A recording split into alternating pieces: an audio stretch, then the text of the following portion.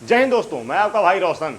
आज फिर से बिहार सरकार की नाकामी हम लोगों के सामने आई है, जो कि 12 करोड़ की लागत से बनी एक पुल मिट्टी में मिल गई, पानी में ध्वस्त हो गई। शर्मिंदगी से उसने खुद आत्महत्या कर लिया।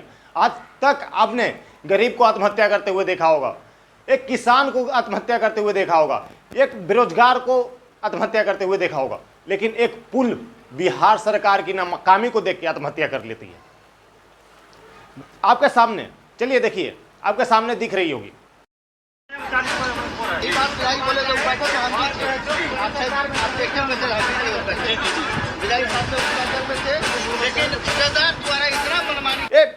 अररिया में बकरा नदी के ऊपर बनी एक पुल है, जो कि डबल इंजन की सरकार के काले कारनामों की वजह से ध्वस्त हो गई। यह पुल कम से कम 600 मीटर से 500 मीटर तक फैली हुई थी। एक तरह से बोला जाए तो यह पुल 4 प्रखंडों को जोड़ती थी और एक तरह से अंतर्राष्ट्रीय मार्ग थी, जो कि नेपाल को भी जोड़ती थी, सिलीगुड़ी जो कि बंगाल को भी जोड़ती है। यह पुल अभी यहां तक कि एक बड़ी दुर्घटना होने से बोला जाए तो बची है, जिसके अभी तक उद्घाटन तक नहीं हुआ था। सुनिए यहाँ के ग्रामीण लोग क्या बोल रहे हैं। हम लोग सारे ग्रामीण लोग जो है मैं लेबर लेकर के नरेगा के तहत जो है काम हम लोग कर रहे थे, बोरा भर रहे थे, उसका पैलिंग करवा रहे थे। उसी समय थोड़ा उस पार में अटकी था जो पानी का जो रुकाव था बांध का, तो हम कुदाल लेकर के पूरा पुल पर चढ़े। तब तक इधर से हल्ला कर रहा कि पुल नीचे गिर रहा। फिर हम कुदाल को फिर जब हम इधर नीचे आते तब तक पुल पूरा जो है धंस गया और इधर का जो मिट्टी कट गया। फिर हम दौड़ करके पूरब तरफ भागे, वहाँ उतरने के बाद जैसे उतरते हैं तो 2 जो है स्पेन गिर गया। वो अभी गिरा, ऐसा लगा कि यहाँ जो कोई बारूद फोड़ दिया है ना, एकदम धूरा जो है 10 मिनट तक चलता। अब तो कोई साधन यहाँ नहीं है। लजार मेरा घर यहाँ है इस पार में, तो हमको तो अभी विकल्प था कि तैर कर ही आना है।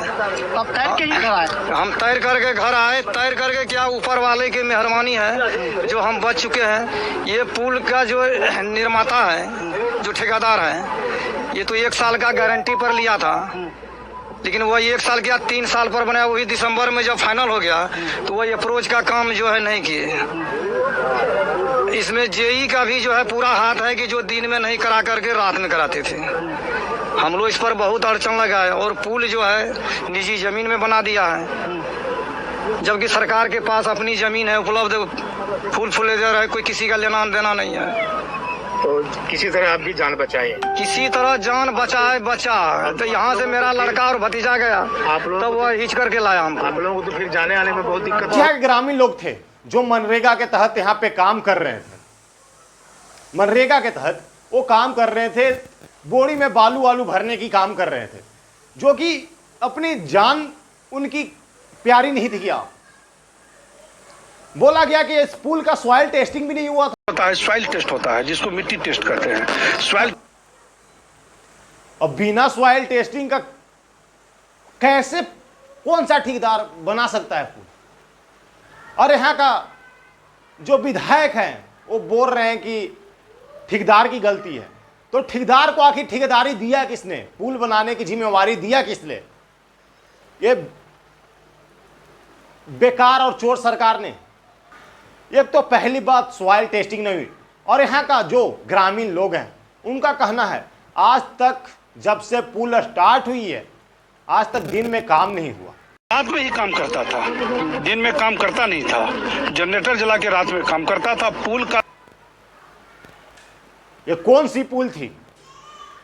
मतलब ये क्या परमाणु बम की निरीक्षण चल रही थी क्या, जो केवल रात को ही होती थी? अमेरिका सैटेलाइट से देख लेगा, दिन में मत काम करो। और वो बवासीर ऑफ बिहार कहां गया, जो एक गांव के नल्ली को गलत ठहराता था? एक गांव का पीसीसी इतनी सी टूट जाती थी, उसके लिए वो बोलता था। एक गरीब ट्रक वाला 1 टन माल ओभर लेके जाता था, उसको पकड़ के बेइज्जती करता था। वो बवासीर ऑफ बिहार, ये तेरा बाप ने बनाया तो इसके पे कुछ बोलेगा या नहीं बोलेगा तू? हाँ, सब ठेकेदार को गलत ठहरा रहे, लेकिन आखिर ठेकेदार को ठेकेदारी दी किसने बनाने की, वो कोई नहीं देख रहा। आए दिन बिहार में कोई ना कोई घटना होती है, हर साल पुल ध्वस्त होती है बिहार में। मतलब पुल कंक्रीट और सीमेंट से ही बन रही है ना, कि मिट्टी से बन रही है, कि बाढ़ आएगी, पानी आएगी और बह जाएगी। क्या बिहार सरकार इतने नाकाम हो चुकी है कि उनके पास एक अच्छी इंजीनियर नहीं है जो पुल ना बना सके, जो साल भर के वादे करके एक तो 3 साल में पुल बनी, ऊपर से इसकी उद्घाटन भी नहीं हुई, उद्घाटन से पहले पुल ढह जाती है।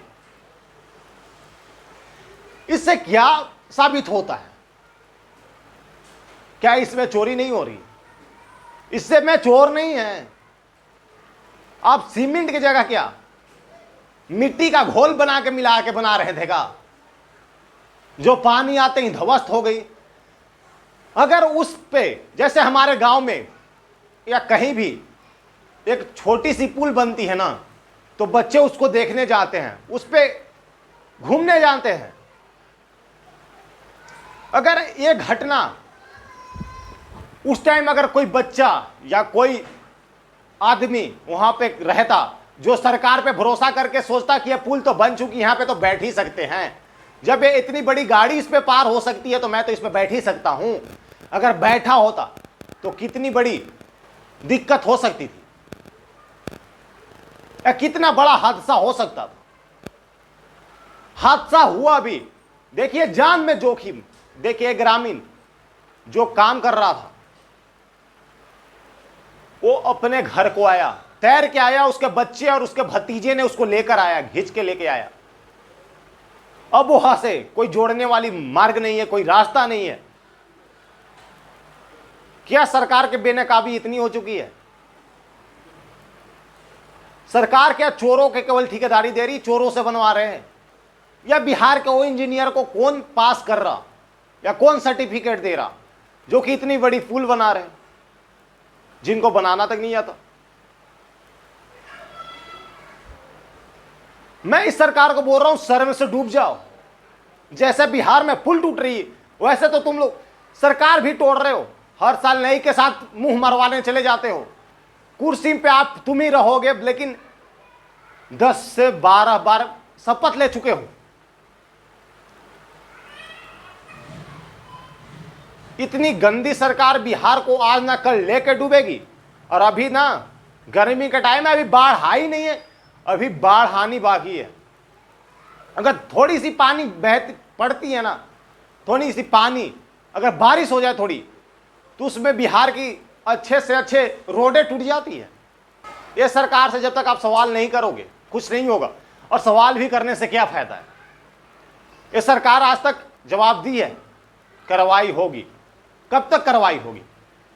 ये तो मैं बोल रहा हूं कि ये बड़े हादसा होने से बचा है। जो 12 करोड़ की पुल बनी है, अगर इस पे कोई बैठा होता तो क्या होता, या कोई कुछ भी करता होता तो क्या होता? पूछती है सवाल। जय हिंद दोस्तों, मिलता हूं अगली वीडियो में।